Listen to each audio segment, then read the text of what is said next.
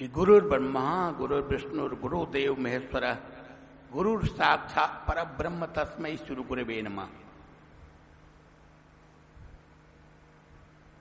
लेकिन अभी इसको हम एक तोते की तरह रट लेते हैं, बार बार तोते की तरह दोहराते रहते हैं, रिपीट करते रहते हैं।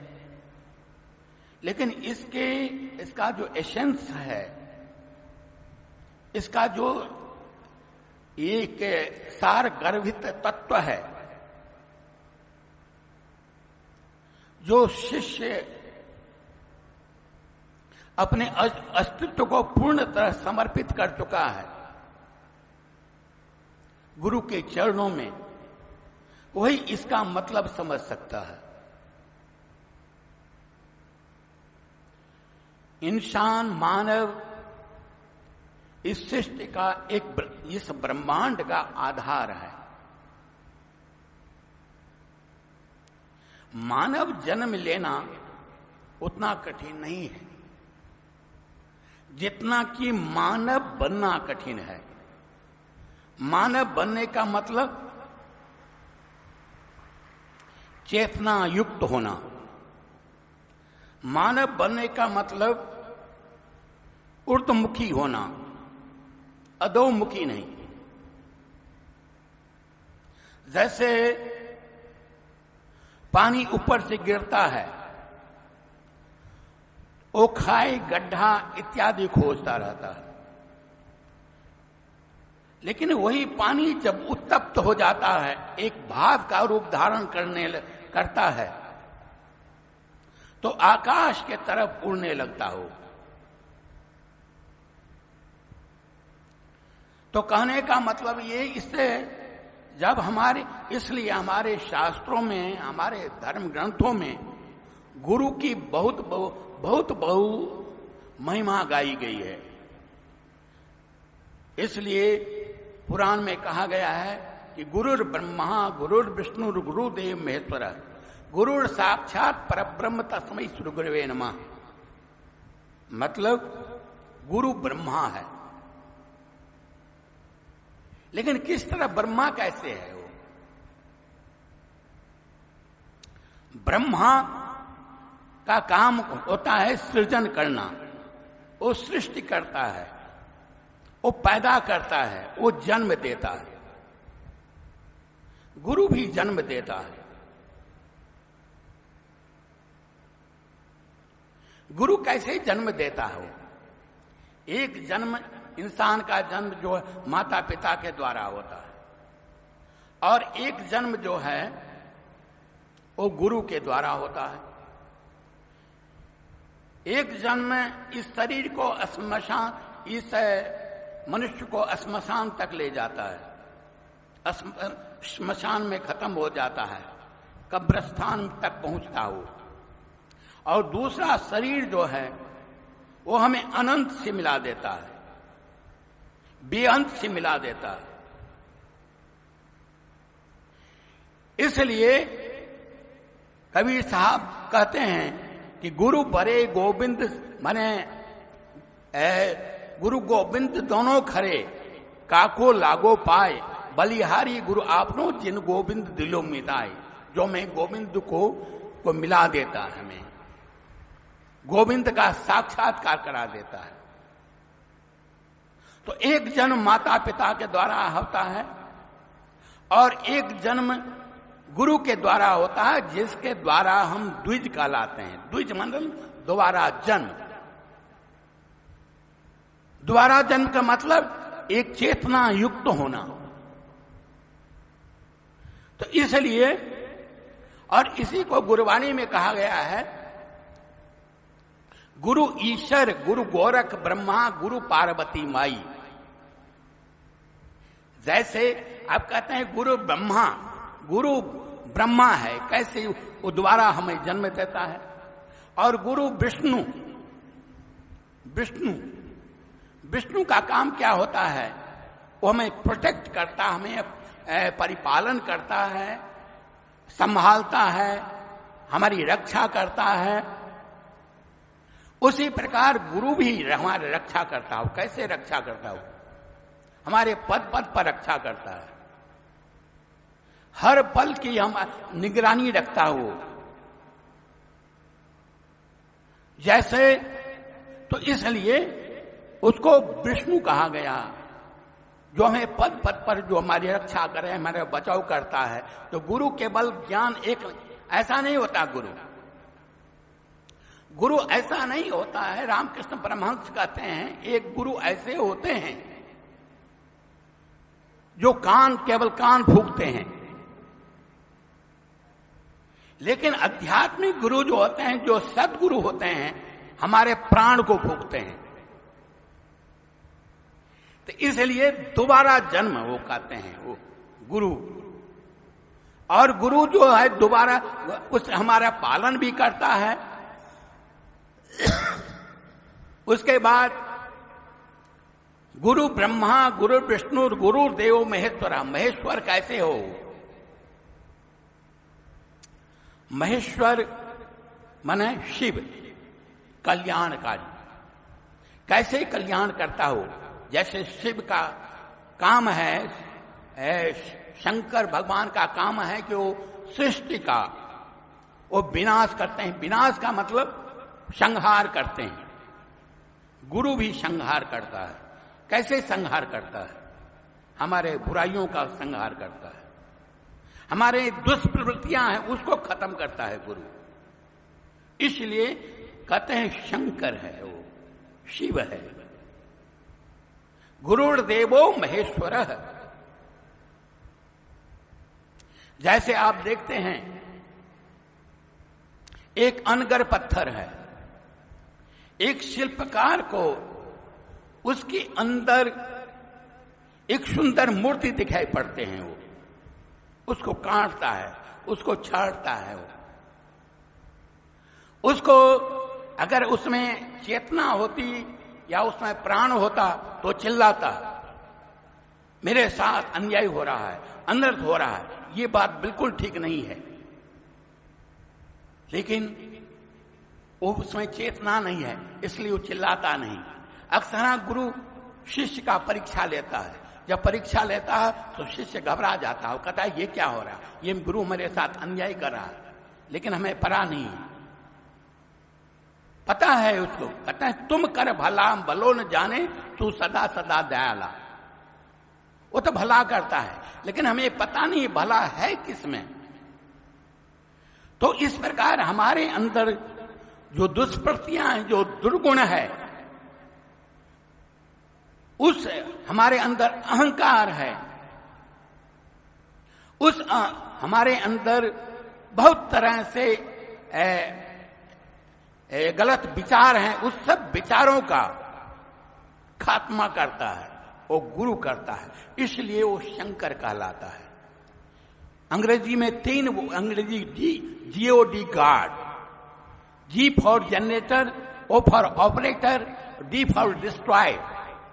यही ब्रह्मा विष्णु का काम, ब्रह्मा विष्णु शंकर का यही काम।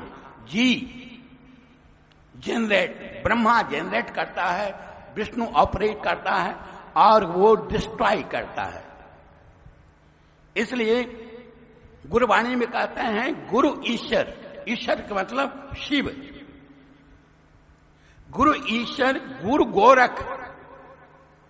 गोरख का मतलब विष्णु।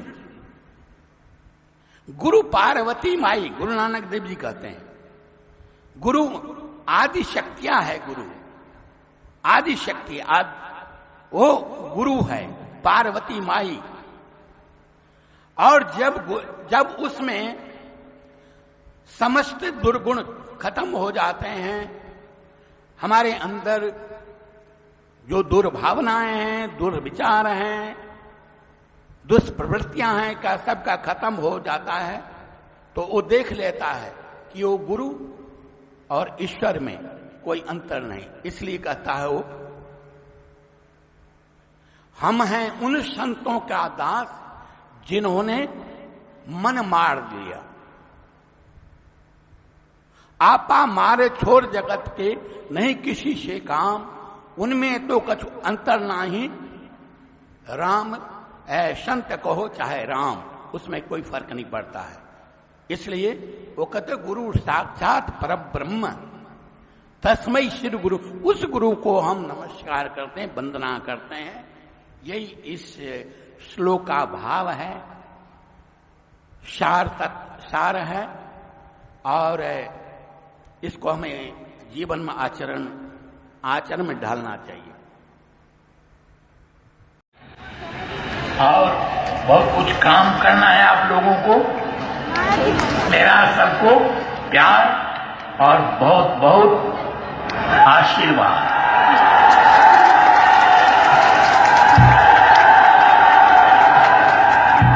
मैं अंधुले की टेक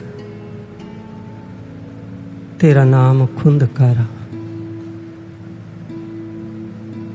मैं गरीब मैं मस्कीन तेरा नाम है आधारा। इन अंधेरों भरी राहों में, इन तूफानों में अगर इस समय कोई हमारा सहारा है, वो परमात्मा का नाम और आराध्य गुरुदेव के वो वचन। सज्जनों, कहते हैं कि वो लोग बहुत भाग्यशाली होते हैं जिन्हें अपने जीवन में अपना सब कुछ खो करके गुरु का प्यार मिल जाता है। गुरु का प्यार मिलना सहज कार्य नहीं है, बड़े भाग्यशाली लोगों को मिलता है। और आप हम सब लोग भाग्यशाली हैं जिन पर गुरु महाराज जी ने अपना प्यार खूब लुटाया है। गुरु महाराज जी की समाधि से कुछ समय पहले रात्रि का समय था और हमारे गुरुदेव हमारे समक्ष सिंहासन पर विराजमान थे। तो मैंने उस समय रूमी की कुछ कविताओं में से कुछ बातों को लिया। उसमें एक कविता थी जिसमें रूमी लिखते हैं कि नहीं भूलती वो मुझे रात, जब मैं कमरे की छत पे बैठा था, एक चांद आकाश में था और दूसरा चांद मेरा मुर्शद, मेरा गुरु मेरे सामने बैठा था। और उस रात्रि में जो आकाश वाले चांद की जो रोशनी थी, वो मेरे सामने बैठे चांद की रोशनी के आगे बहुत फीकी पड़ रही थी।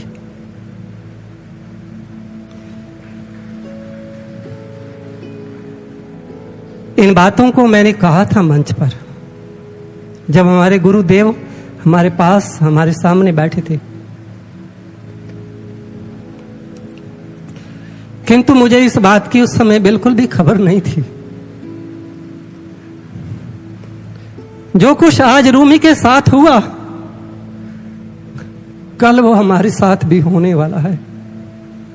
कोई नहीं जानता था कि यह चांद ठीक उसी तरह से हमें छोड़कर कुछ समय के लिए चला जाएगा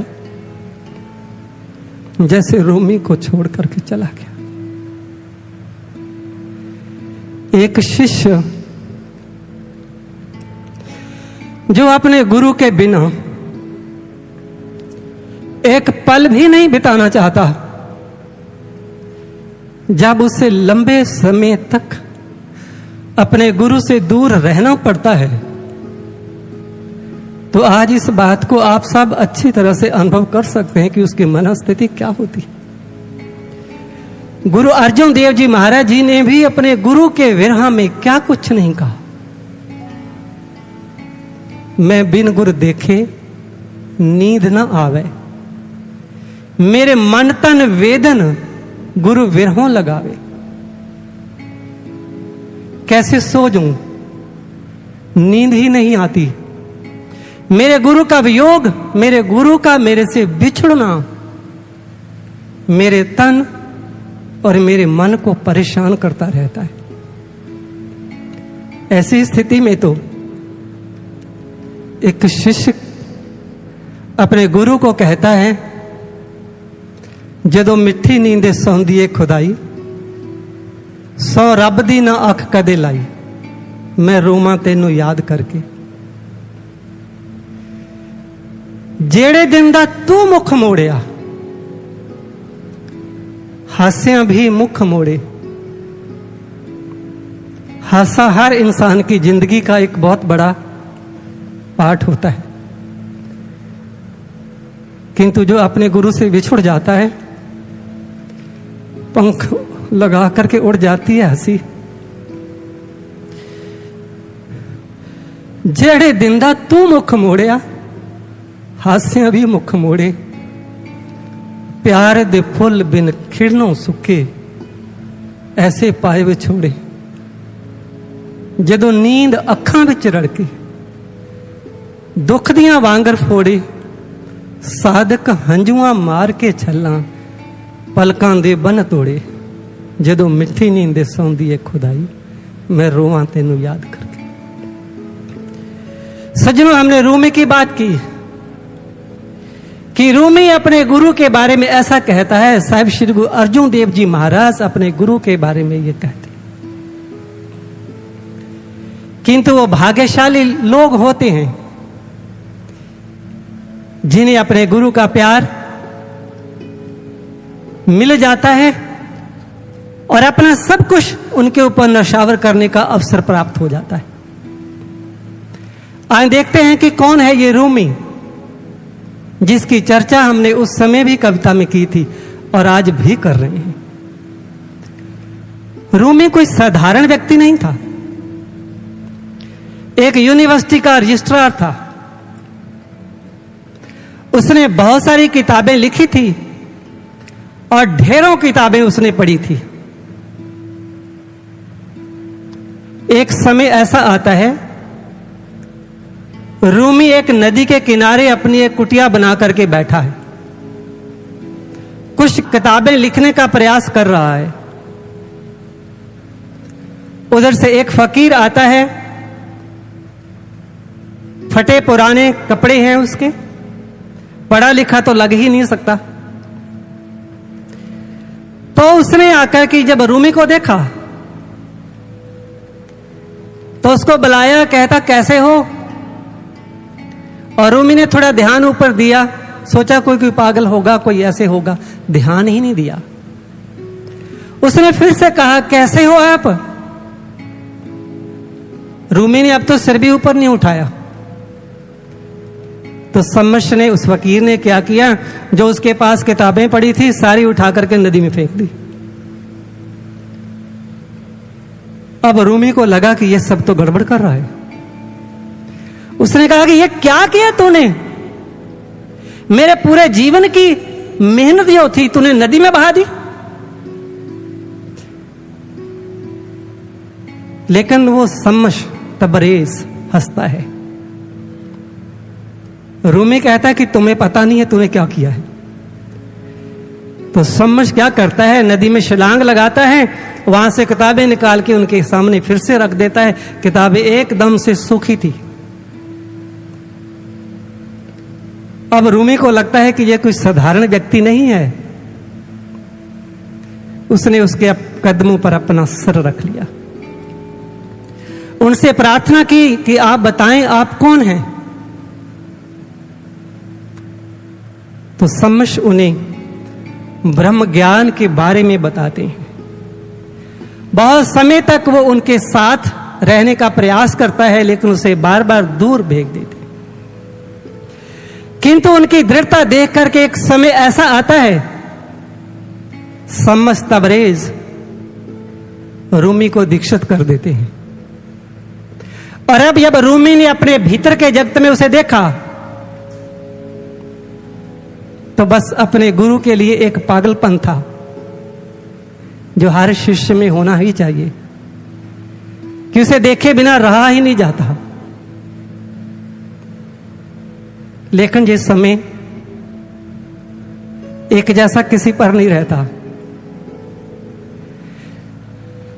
समय वो भी आ गया रूमी पर कि जिस दिन रूमी का गुरु शम्स तबरेज उसे छोड़ करके चला गया। रूमी गलियों में भटकता है, जंगलों में भटकता है, आवाजें देता है, ओ मेरे शम्स तुम कहां चले गए हो? मैंने तुम्हें कहां कहां नहीं ढूंढा, मैं क्या करूं? रूमी की आंखों में से आंसू बहते हैं। रूमी कभी किसी को पूछता है तो कभी किसी को पूछता है। गुरु के विरह में जीना बहुत मुश्किल होता है। ऐसी ही घटना घटती है उस समय जब स्वामी विवेकानंद जी नरेंद्र अपने गुरु ठाकुर रामकृष्ण परमहंस के पास बैठे हैं। ठाकुर चारपाई पर लेटे हुए हैं, उनकी तबीयत बहुत खराब है, बहुत मुश्किल जीना लग रहा है। और उस समय नरेंद्र सोचता है, नरेंद्र को लगता है कि अभी तो किनारा कहीं दिखाई भी नहीं देता और नाव इस तूफान में मुझे छोड़ना चाहती है, मैं क्या करूंगा? तो क्या होता है, रात भर नरेंद्र अपने गुरु के पास बैठा रहता है, जागता रहता है, रोता रहता है। और जब सुबह हुई, मां शारदा नाश्ता लेकर आई तो ठाकुर ने उस नाश्ते को देख करके मुंह दूसरी तरफ कर लिया। अब तो ऐसे लगा नरेंद्र को कि जैसे पांव तले में से जमीन खिसक गई हो। मां शारदा के हाथों से ही वो थाली जो थी वो गिर गई, क्योंकि ठाकुर ने एक दिन कहा था,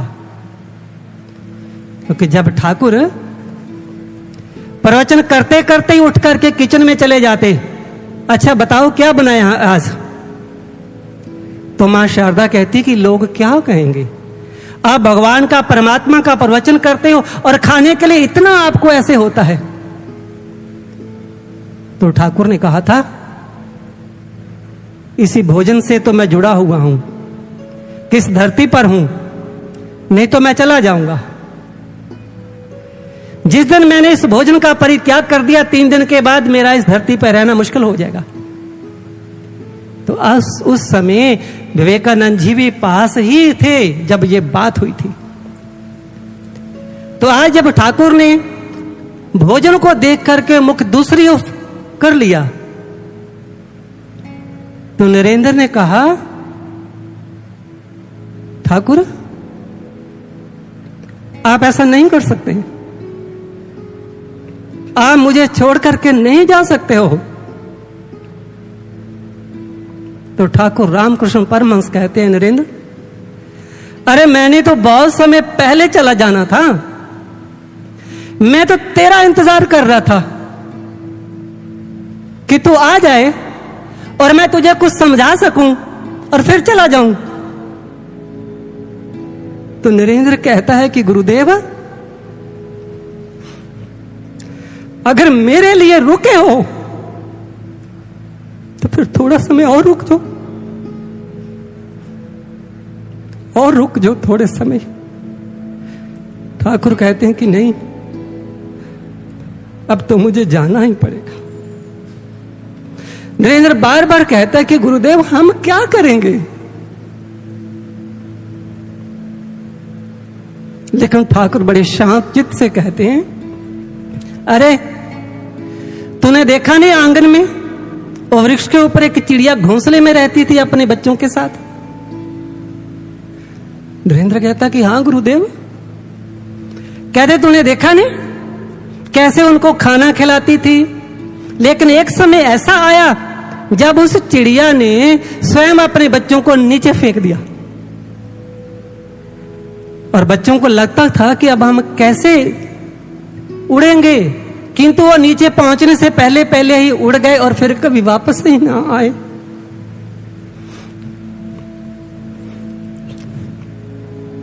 तो नरेंद्र कहता है, गुरुदेव मुझे अभी उड़ना नहीं आता,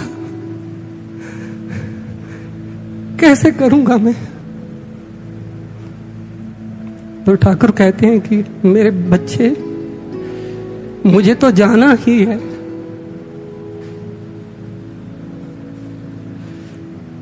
तुम इन सब का ख्याल रखना। जो युवा सन्यासी आश्रम में रहते हैं इनका ध्यान रखना, कहीं ये भटक ना जाए, इन्हें घर मत जाने देना। सज्जनों, इस कहानी को सुनाने का मकसद क्या है हमारा? एक ही कि जैसा प्यार रूमी अपने गुरु को करता है, जैसा प्यार विवेकानंद अपने गुरु को करता है, क्या हमारे अंदर भी ऐसा प्यार है? अगर नहीं है तो कब होगा? जैसे विवेकानंद अपने गुरु के लिए रोता है, ठाकुर ने कहा कि मुझे तो जाना ही है। और वही नरेंद्र 3 रात और 3 दिन अपने गुरु की चारपाई के पास बैठा रहा, भूखा प्यासा रोता रहा, बुलाता रहा पर कोई आवाज ना आई। ठीक ऐसे ही जब रूमी का गुरु सम्मश उसे छोड़कर चला गया तो रूमी भी ऐसे ही भटकता है, बुलाता है लेकिन कोई आवाज देने वाला नहीं है। सम्मश के एक मित्र ने उसे कहा कि तूने ये क्या किया? उस रूमी ने तेरे प्यार के लिए अपना सब कुछ लौटा दिया, अपना सब कुछ त्याग दिया। अरे तूने उससे ही त्याग दिया? तो सम्मश कहता है कि मित्र, तुम जितना रूमी को देखते हो वो इतना ही नहीं है। मेरे दूर जाने से, मेरे बिछड़ने से जो उसके भीतर का रूमी है, जो सच में रूमी उसके भीतर बैठा है, वो प्रकट होगा। सज्जनों, बहुत समय तक रोया रूमी, कई साल बीत गए।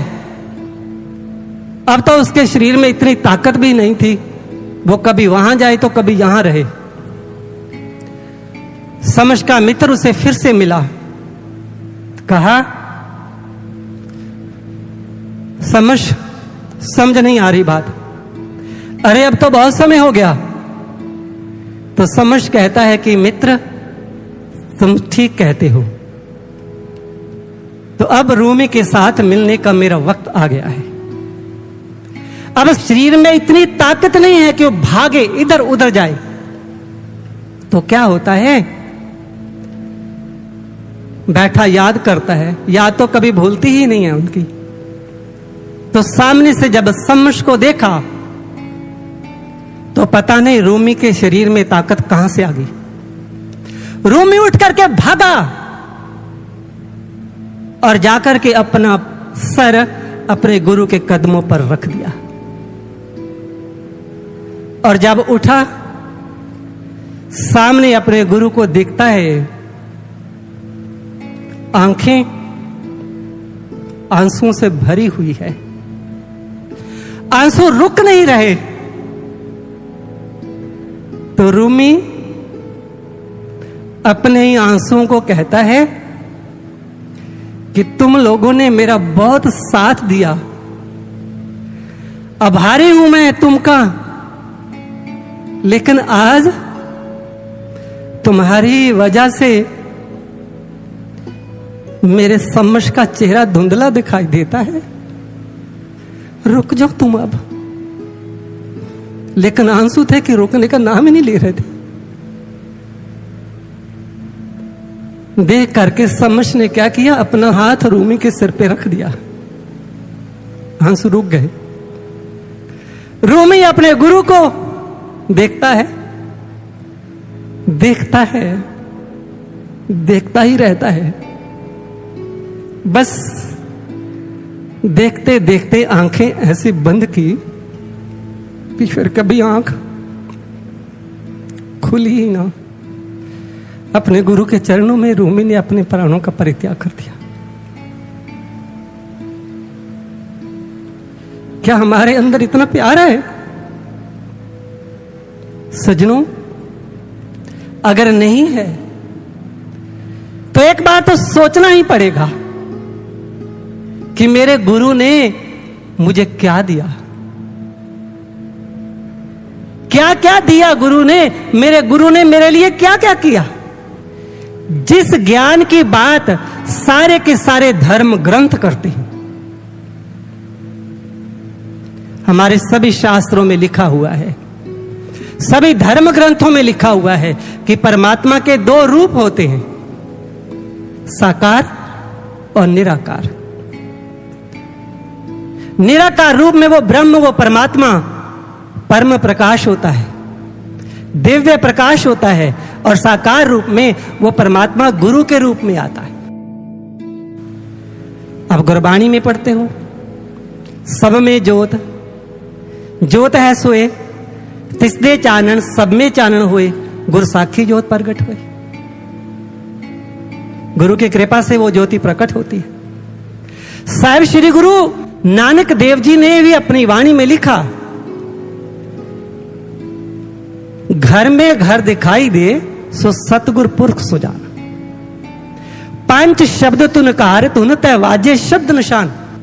कि गुरु वही होता है जो मेरे से शरीर में ही परमात्मा का दर्शन करवा दे। अगर हम श्रीमद् भगवत गीता की बात करें तो साफ लिखा हुआ है कि वो परमात्मा ज्योतियों की भी ज्योति है, और जब जीवन में गुरु आता है तो वो परमात्मा की उस ज्योति का दर्शन होता है। अब चाहे वेद पढ़े, उपनिषद पढ़े, कोई भी पढ़े। जब 7 दिन की कथा सुखदेव मुनि जी ने राजा परीक्षित को सुनाई, तो 7वें दिन में, एंड में, अंत में सुखदेव मुनि जी राजा परीक्षित के सर पर हाथ रखते हैं। हाथ रख करके कहते हैं कि राजन, अब तुम बाहर से अपना ध्यान हटा करके अपने भीतर में उस प्रकाश को, उस परमात्मा की ज्योति में लगाओ जो तेरे घाटी में मैं प्रकट करने जा रहा हूं। तो गुरु महाराज जी ने वही तो किया। हम सब ने उसको अनुभव किया। जब ज्ञान मिल गया तो महाराज जी कहते हैं कि थोड़ा सत्संग वगैरह लोगों को सुनाया करो, ग्रंथों वगैरह को पढ़ा करो। तो मैं पढ़ रहा था, श्री गुरु ग्रंथ साहब जी को पढ़ रहा था। तो उसमें मैंने जब पढ़ा, लिखा हुआ था अरबद नरबद धुंधुकारा, कि वो उस समय कुछ भी, सब अंधकार ही अंधकार था। ना दिन रैन, ना चंद, ना सूरज, सुन समाध लगाएगा। सब कुछ, ना चांद, ना तारा, ना दिन, ना रात, कुछ भी नहीं। और मैं जब पढ़ रहा था तो मैंने ये बात जब देखी तो मैंने मन में सोचा कि ऐसा ही तो अनुभव मुझे हुआ था। तो गुरु महाराज जी को मैंने दिखाया, मैंने कहा कि महाराज जी देखो ऐसा ही लिखा हुआ है। तो महाराज जी ने वेदों के भी बहुत सारे श्लोक सुना दिए कि देखो वेद में भी ये लिखा हुआ है, वेद में भी ये लिखा हुआ है। तब गुरु महाराज जी ने कहा कि श्री गुरु ग्रंथ साहब जी में भी उन्हीं महापुरुषों की वाणी है जिन्होंने अपने भीतर के जगत में सब देखा, और वेद में भी ऐसा ही है, उन्हीं ऋषियों की वाणियां हैं जिन्होंने अपने भीतर में यह सबको देखा। और साइंस भी आज यही कह रही है। क्या हमने ये प्रयास किया? कोई बिना प्रयास के गुरु महाराज जी ने सब कुछ दिखा दिया। केवल इतना ही नहीं, हम कभी फ्री में बैठे, कभी एकाग्रचित होकर के बैठे, कभी सोच कर देखें कि मेरे गुरु ने मेरे लिए क्या क्या क्या क्या किया है। मुझे याद है छोटे भवन में सत्संग था, भंडारा था, और गुरु महाराज जी ने सिगमंड फ्रॉइड के जो 3 प्रकार का उसने माइंड कहा है उसका जिक्र किया था कि पहला होता है अनकॉन्शियस माइंड, फिर सबकॉन्शियस माइंड, फिर कॉन्शियस माइंड। जो कॉन्शियस माइंड होता है वो ये होता है कि जैसे ये मेरा मोबाइल है, ये मेरा रुमाल है, सब कुछ पड़ा है, मुझे पता है कहां पड़ा हुआ है। और सब कोशिश होता है कि इनमें से कोई चीज मैं रख करके कहीं भूल गया हूं, अब मुझे याद नहीं आ रहा, लेकिन थोड़ा सा प्रेशर डालूंगा तो फिर से वो याद आ जाती है, क्योंकि वो सब कॉन्शियस में होती है। और अनकॉन्शियस में उस पर मेरा कोई भी अधिकार नहीं होता, लेकिन वो समय समय पर चीज अपने आप आती है। जैसे मैं भी सोचता हूं, मुझे कोई कुछ भी कहे, मैंने कुछ बोलना ही नहीं है, लेकिन जब मेरा उनके साथ सामना होता है तो कुछ भी बोला जाता है, वो कहीं ना कहीं मेरे अनकॉन्शियस माइंड में होता है। तो महाराज जी ने कहा कि सिगमंड कहता है कि जो कॉन्शियस माइंड होता है वो ऐसे होता है कि लगभग 10% के आसपास होता है जो कॉन्शियस माइंड होता है, और सबकॉन्शियस भी इतना की होता है लगभग। अनकॉन्शियस बहुत बड़ा पार्ट होता है जिसके ऊपर हमारा कोई अधिकार नहीं होता। सिगमंड फ्रॉइड ने तो 3 ही बात की, लेकिन महाराज कहते हैं कि चौथा होता है सुपर कॉन्शियस, और जिसका अधिकार अपने सुपर कॉन्शियस पर हो जाता है वो तीनों ही उसके अंडर में ऑटोमेटिकली आ जाते हैं। क्या क्या करना है, कब क्या होता है, उन्हें सब पता होता है, क्योंकि वो बड़ी दिव्य स्टेट होती है, दिव्य स्थिति होती है। तो इसको सुना करके गुरु महाराज जी ने कहा कि क्या हुआ जब युद्ध के मैदान में अर्जुन कुछ कर नहीं रहा। भगवान कृष्ण बार बार उनको कहते हैं कि चलो अब इधर रथ लेके जाओ, पितामह पे तीर छोड़ो, अब उस पे छोड़ो, लेकिन अर्जुन नहीं कुछ कर रहा। तो भगवान श्री कृष्ण अपने रथ का पहिया ही निकाल करके पितामह भीष्म को मारने के लिए चल पड़ते हैं। लेकिन पितामह भीष्म का जब ध्यान उनकी ओर जाता है तो वही विष्णु स्वरूप को देखते हैं वो, तो दोनों हाथ जोड़ करके खड़े हो जाते हैं। तो रथ का पहिया नीचे रख देते हैं। पितामह भीष्म कहते हैं कि वासुदेव अब देरी मत करो, समाप्त कर दो मेरे इस शरीर को। वासुदेव कहते हैं कि पितामह अभी वक्त नहीं है। पितामह कहते हैं वासुदेव मैंने क्या क्या नहीं किया, मैंने क्या क्या नहीं सहा, लेकिन परिणाम क्या हुआ। आज भाइयों के बीच में युद्ध हो रहा है, मैं कुछ भी ना कर पाया। अब मैं ज्यादा समय जीना नहीं चाहता हूं। परिस्थितियां ऐसा पैदा होती है। पितामह अपने मृत्यु का कारण कैसे मर सकते हैं वो भी बता देते हैं। तो फिर भगवान श्री कृष्ण पितामह को भी उसी ज्ञान से दीक्षित करते हैं। और उसके बाद अर्जुन ने बाण छोड़े। वो बाण पितामह के शरीर को तो लगे, पर पितामह को नहीं लगे, क्योंकि पितामह उस समय सुपर कॉन्शियस माइंड की जो स्थिति होती है उसमें थे। कि जैसे महाराज जी ने एक एग्जाम्पल दिया था कि जो तुम बॉल फेंकते हो, गेंद फेंकते हो दीवार के ऊपर, वो तुम्हारे ऊपर गिरेगी ही, वही तुम्हारा कर्म है। जब तक वो गेंद आपके हाथ में है तब तक तुम्हारा कर्म तुम्हारे वश में है, लेकिन जब छोड़ दी तो फिर वापस उसने तुम्हारे ऊपर आना ही है, कोई नहीं रोक सकता। लेकिन यह हो सकता है कि उसके आने तक तू वहां से खिसक जाओ, ये आपके पास समय होगा अगर इतना तो ठीक ऐसे ही होता है। जब सुपर कॉन्शियस स्थिति को व्यक्ति पाता है तो फिर पितामह की तरह उसका शरीर ही कर्म भोगता है, व्यक्ति नहीं भोगता। तो ये सब कुछ मेरे गुरु ने मुझे दिया, किंतु अब प्रश्न पैदा होता है कि मैंने गुरु के लिए क्या किया। अगर आप अपने गुरुदेव सर्वश्री आशुतोष महाराज जी के जीवनों के बारे में बातें सुनेंगे ना, तो जब छोटे भवन में रहते थे तो बताने वाले ये भी बताते हैं कि शुरू में जब गुरु महाराज जी आए तो कई बार वो रिक्शा पे जाते थे प्रचार करने के लिए, और कई बार तो रिक्शा के लिए भी पैसे नहीं होते थे, तो गुरु महाराज जी पैदल जाते थे। अब सोचकर देखो जरा, उस स्थिति में पहुंचकर देखो जरा। तो कहते हैं कि कई बार तो हमने ऐसा भी देखा कि गुरु महाराज जी के पांव में चप्पलें भी टूटी हुई थी। ये सब किस लिए किया? ये सब मेरे गुरु ने मेरे लिए किया, लेकिन मैंने क्या किया? सोचना तो पड़ेगा ही ना। एक बार हमारी सेवा थी गुरु महाराज जी के कक्ष के आसपास, छोटे भवन में नाइट ड्यूटी होती थी। तो एक दिन मैंने महाराज जी को कहा, मैंने कहा महाराज जी, रात को 12 बजे तक भी आप किसी को समझाते होते हैं, और फिर 1-1:30 बजे तक आपके कमरे की लाइट फिर से जल जाती है, अब सोते कब हो?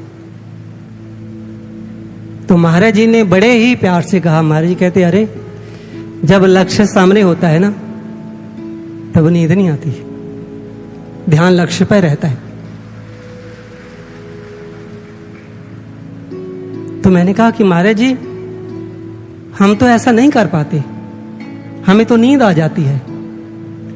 तो महाराज जी ने कोई भी सहानुभूति नहीं दी थी कि कोई बात नहीं, हो जाएगा। महाराज जी कहते, नहीं कर पाते तो फिर करो। करना कब है? करना ही पड़ेगा, क्योंकि ये पथ, ये मार्ग त्यागियों का है, त्यागियों का। आप पिछले इतिहास को कभी भी महाराज जी कहते पढ़ करके देखो, राम को आज राजा बनना है और उन्हें वन में जाना पड़ता है, कोई प्रश्न किया? नहीं किया। राम को तो पिता ने भेजा, लक्ष्मण, उनको किसने भेजा? एक राजकुमार था और नौकरों की तरह 14 वर्ष तक रहा। भरत को राज्य मिला, लेकिन वो राजपाट सब छोड़ करके कुटिया में तपस्या करने लग गया। कितना कितना त्याग है। तो जिस कुटिया में महाराज भरत तपस्या कर रहे हैं ना, उस कुटिया के बाहर एक पत्थर पड़ा हुआ है, उसके ऊपर बैठा हुआ है शत्रु,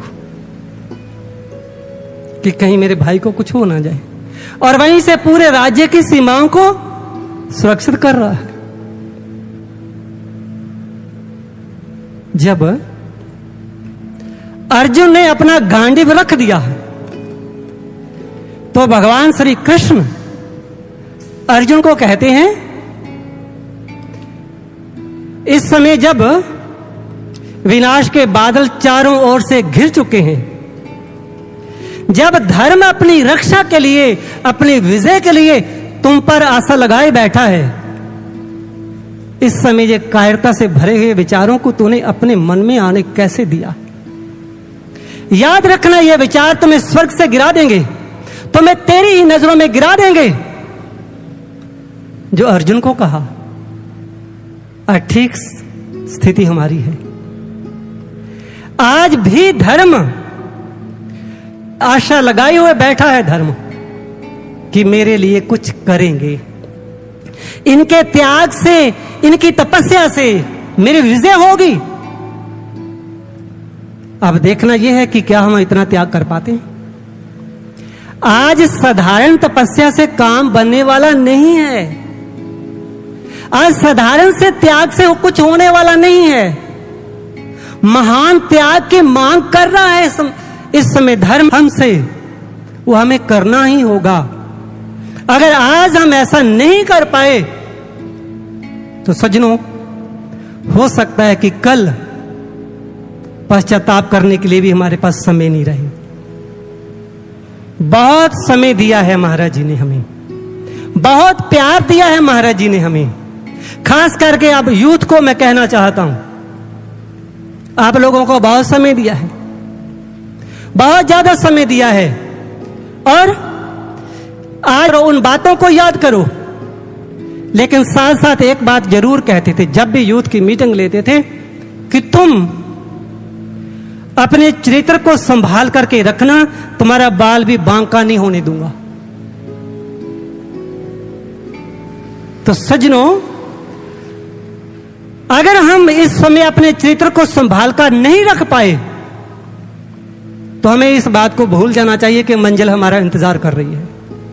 अगर हमने अपना चरित्र संभाल लिया, दुनिया की कोई ताकत नहीं है जो इस पथ से दूर कर दे। बढ़ना है आगे।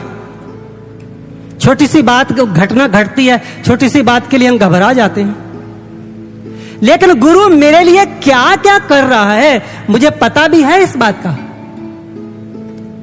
अंगुलीमाल डाकू था, जब सन्यासी हो गया तो लोगों ने उसे पत्थर मार मार के मार दिया, और बुद्ध उसके पास जाते अंत समय तो अंगुलीमाल कहता है कि भगवान आपका बहुत बहुत धन्यवाद। सब लोग सोचते हैं कि किस बात के लिए धन्यवाद, बुद्ध तो आपको बचा भी ना पाए।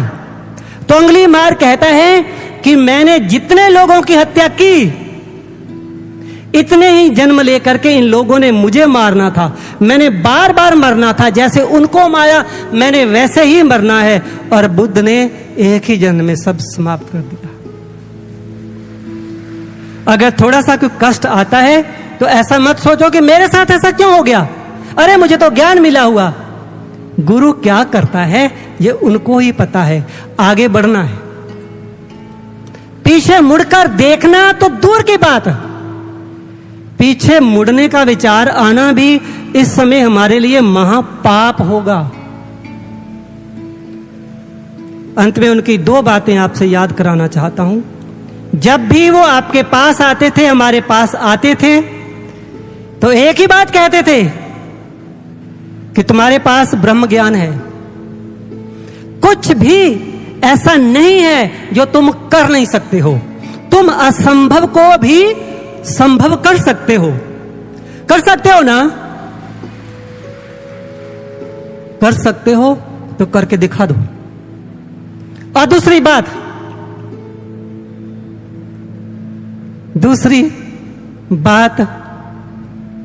और लास्ट बात जो वो भी अंत में ही कहा करते थे, उठो, जागो और कुछ कर दिखाओ। बोलो श्री सतगुरु देव भगवान की जय, सच्चे दरबार की जय।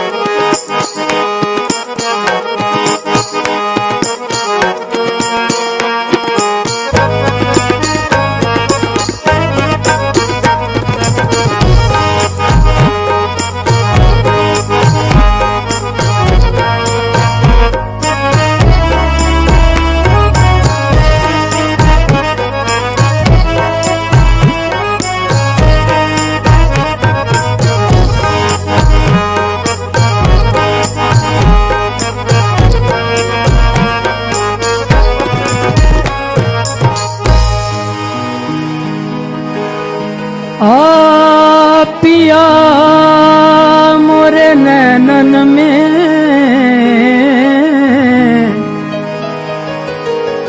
मैं पलक डाक तो हिलूं,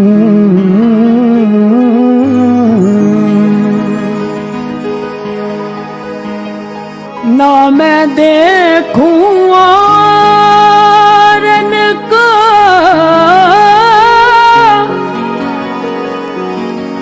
ना मैं देखूं और इनको, ना तो है देखन दूं,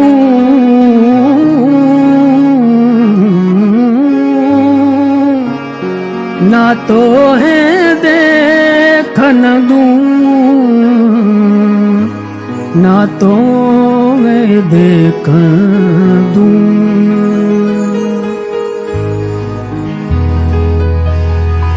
लागी मोरी तोरे संग लागी मोरी तोरे संग तुम्हारे संग लागी मोरी तोरे संग लागी मोरी तोरे संग तोरे संग लागी मोरी तोरे संग लागी मोरी तोरे संग जीना मरना अब तोरे संग पिया जीना मरना अब तोरे संग पिया लागी मोरी तोरे संग लागी मोरी तोरे संग तुम्हारे संग लागी मोरी तोरे संग लागी मोरी तोरे संग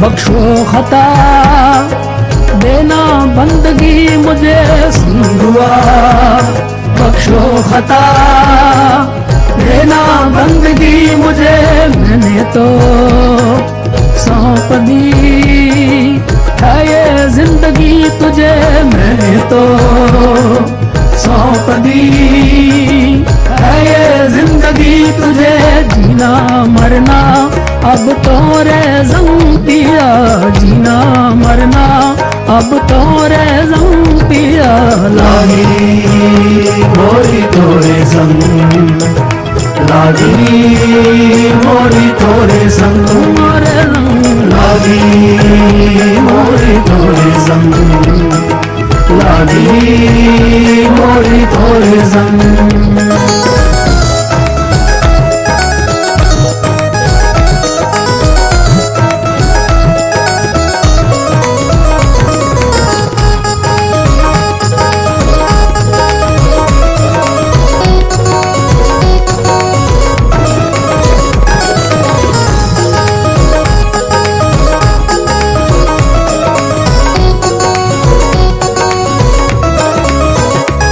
अंजाम की परवाह ना जो ना है होने दो अंजाम की परवाह ना जो ना है होने दो अपनी हस्ती तो मिटाकर तुझ में ही बस खोने दो अपनी हस्ती तो मिटाकर तुझ में ही बस खोने दो जीना मरना अब तोरे संग पिया जीना मरना अब तोरे संग पिया लागी मोरी तोरे संग लागी मोरी तोरे संग तोरे संग लागी मोरी तोरे संग लागी मोरी तोरे संग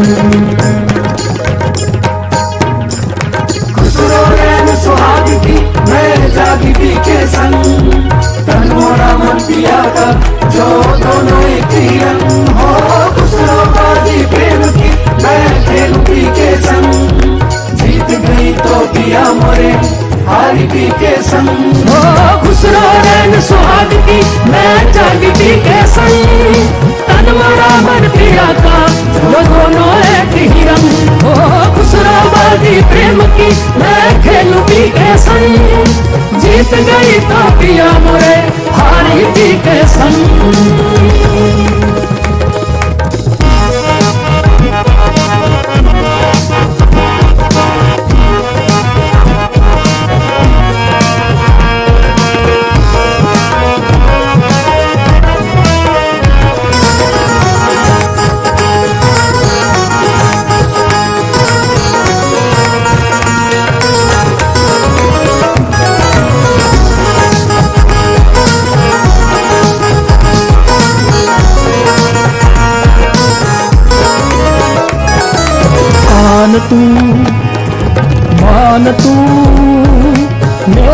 पहचान तू।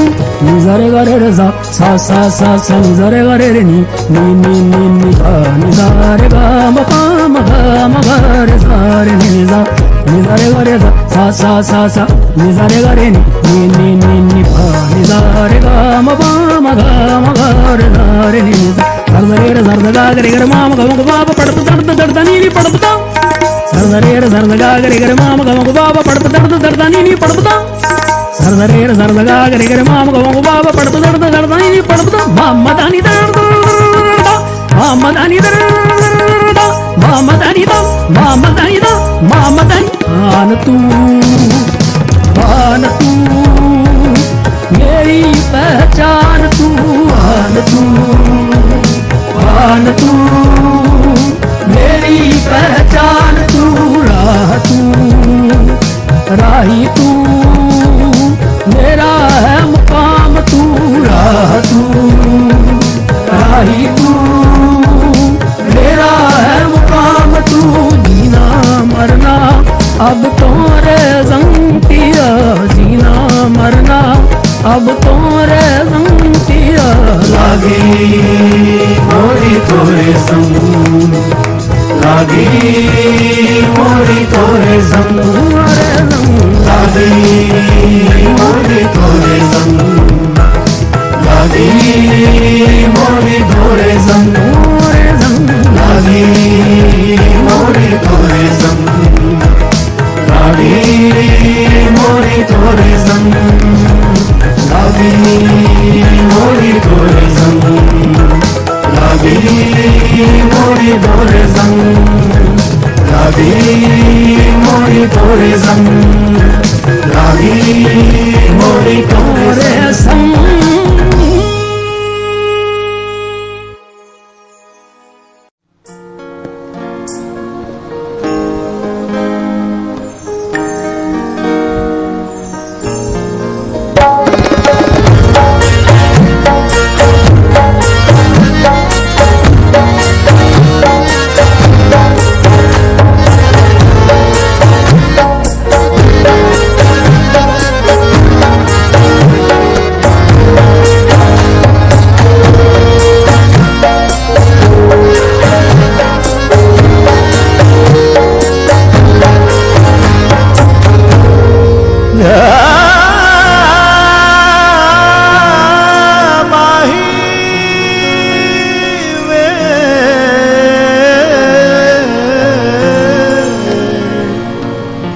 छेती आउण दा वादा करके क्यों भुल्यो यार तरीका कुछ तने मैनू लोकां ने दिते कुछ मारे बोल शरीका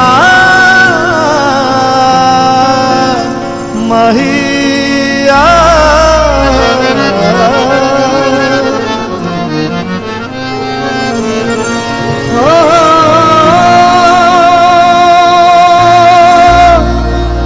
इन्ना प्यार वदा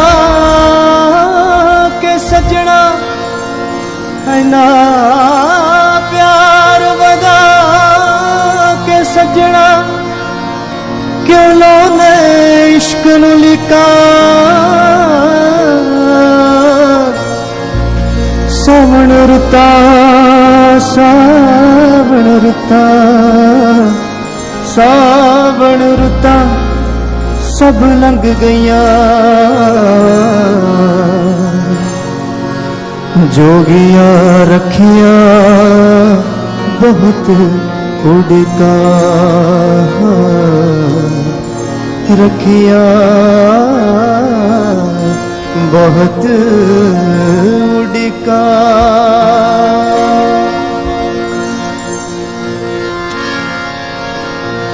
यार मेरे दिलदार मेरे सदा सदरा दे सिर जी नहीं होना यार मेरे दिलदार मेरे सदा सदरा दे सिर जी नहीं होना यार मेरे दिलदार मेरे सदा सदरा दे सिर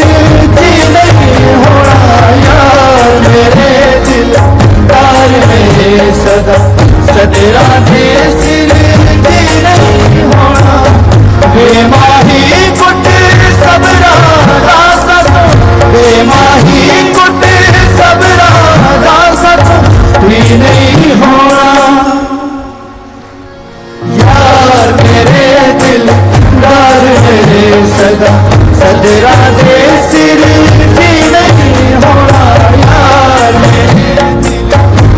मेरे सदा सदरा दे सिर जी नहीं होना वे माही कुटे सबरा वे माही कुटे सबरा ही नहीं होना यार मेरे दिलदार मेरे सदा सदरा दे सिर जी नहीं होना यार मेरे दिलदार मेरे सदा सदरा दे सिर जी नहीं होना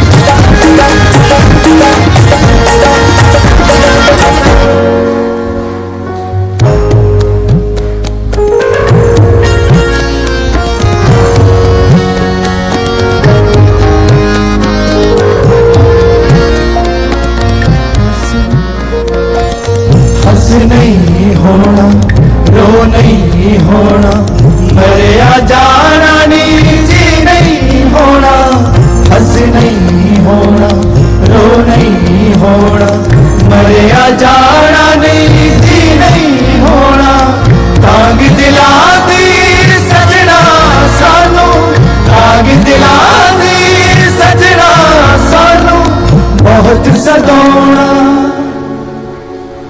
यार मेरे दिलदार मेरे सदा सदरा दे सिर जी नहीं होना यार मेरे दिलदार मेरे सदा सदरा दे सिर जी नहीं होना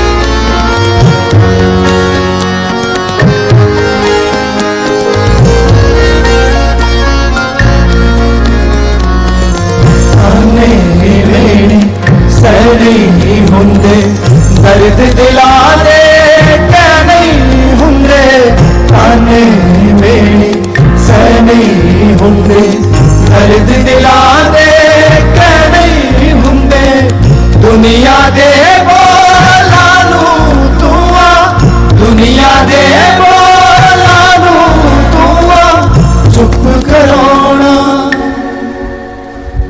यार मेरे दिल सदा सदरा दे सिर जी नहीं होना यार मेरे दिलदार मेरे सदा सदरा दे सिर जी नहीं होना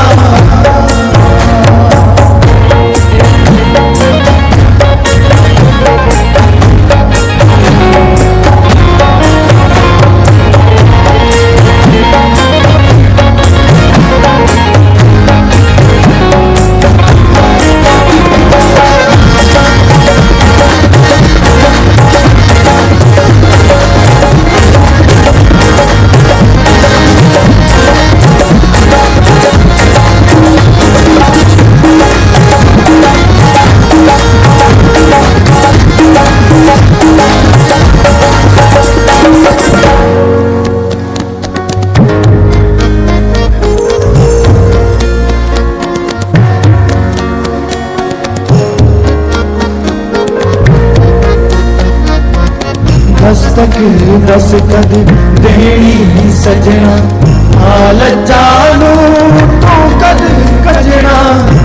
तक दस कद तेरी सजना आल चालू तू कद कजना दर्द विछोड़ा ही दिल नहीं हुण दर्द विछोड़ा ही दिल नहीं हुण और हंडौना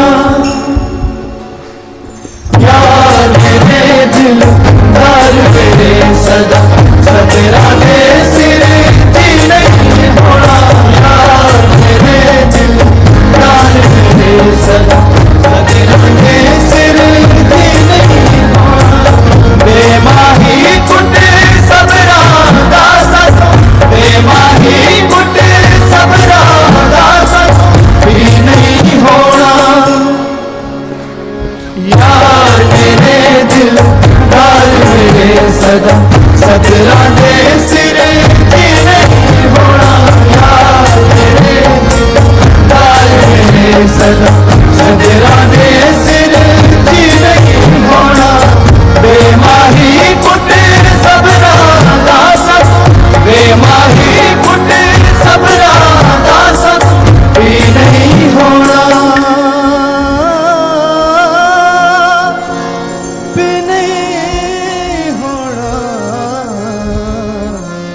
भी नहीं